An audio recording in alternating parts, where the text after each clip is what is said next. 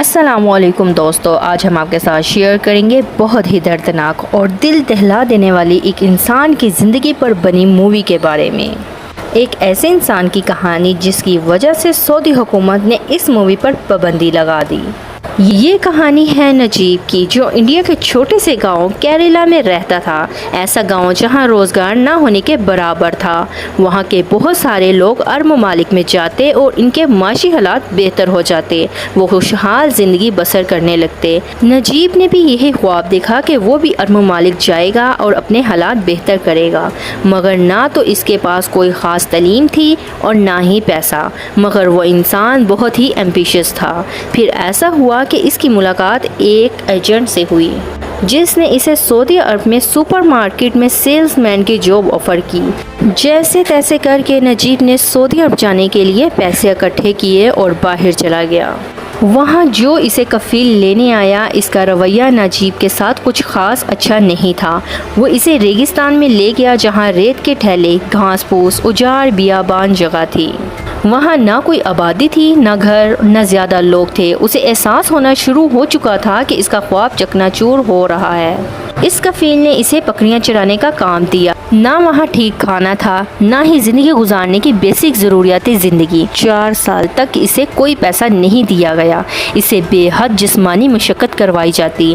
8 دن بعد پورے ہفتے کی روٹیاں لائی جاتی اور پورا ہفتہ ان روٹیوں کو پانی میں ڈبو کر گیلا کر کے کھانے کو دیا جاتا۔ نجیب کی ذہنی حالت بگڑتی جا رہی تھی۔ وہاں نہ صرف اس کی محنت کو لوٹا گیا بلکہ انسانیت کو بھی کچلا گیا۔ 4 سال تک نجیب سے سارا دن کام کروایا جاتا۔ نجیب غلامی کی زندگی جی رہا تھا۔ پھر ایک دن ایسا آیا کہ اپنے کفیل کے بیٹے کی شادی والے دن وہ وہاں سے بھاگنے میں کامیاب ہو جاتا ہے۔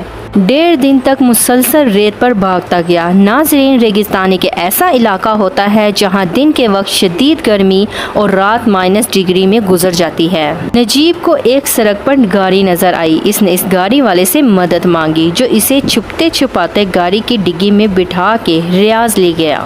وہاں نجیب کیرلا کے ایک ریسٹورینٹ گیا جہاں لوگ اس کی زبان سمجھ سکتے تھے۔ لوگوں نے اس کی حالت دیکھ کر اس کی بہت مدد کی۔ نجیب 7 دن تک جیل میں بھی رہا۔ جیل کی زندگی اسے جنت جیسی لگی، کیونکہ وہاں اسے پیٹ بھر کھانے کو ملا اور آرام کرنے کے لیے صاف ستھرا بستر ملا۔ کیمپ میں بہت سے کفیل آتے ہیں اپنے کارکنوں کو واپس لے کر جانے کے لیے۔ اتنے میں نجیب کا کفیل آتا ہے۔ نجیب ڈر جاتا ہے، مگر اس کا کفیل اسے پہچان کر بھی اسے ساتھ نہیں لے جاتا، کیونکہ وہ نجیب کا کفیل ہوتا ہی نہیں۔ وہ تو نجیب کو ایئرپورٹ پر گھبرایا دیکھ کر دھوکے سے اپنے ساتھ لے جاتا ہے۔ آخرکار سعودی عرب کی انتظامیہ نے اس کے حالات دیکھتے ہوئے اسے بھارت واپس بھیجنے کا فیصلہ کیا۔ نجیب جب واپس گیا، اس کا وہ بیٹا جب نجیب سعودی عرب گیا تھا وہ ماں کے پیٹ میں تھا۔ اب وہ 4 سال کا ہو چکا تھا۔ نجیب کی طرح ہزاروں انسانوں کی کہانی ہے جو سعودی عرب میں ایسے ظالم کفیلوں کے ہاتھوں میں پھنس جاتے ہیں اور ظلم کا شکار بنتے ہیں۔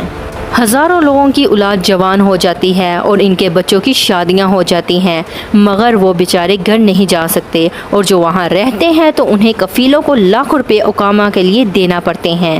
نجیب کی زندگی پر یہ کہانی لکھی گئی، پھر وہ کہانی مووی میں تبدیل کی گئی جسے پوری دنیا میں پسند کیا گیا۔ اس مووی کا نام دا گوٹ لائف ہے۔ سعودی عرب کے کفیل نظام کی وجہ سے ہزاروں لوگوں کو مشکلات کا سامنا کرنا پڑتا ہے۔ لوگ غلامی کی زندگی کی طرح کام کرنے پر مجبور ہوتے ہیں۔ سعودی عرب کا کفیل نظام مزدوروں کے حقوق کی پامالی اور غلامی کی شکل اختیار کر چکا ہے۔ سعودی عرب میں کام کرنے کے لیے کارکن کے پاسپورٹ اور دیگر شناختی دستاویز اپنے کفیل کے پاس جمع کروانے ہوتے ہیں، اور کفیل ان کے کام اور رہائش اور قانونی معاملات کا ذمہ دار ہوتا ہے۔ یہ نہیں سوچتے کہ کارکن کی بھی زندگی ہے، ان کی بھی فیملی ہے، وہ کن مجبوریوں میں پردیس کاٹ رہے ہیں۔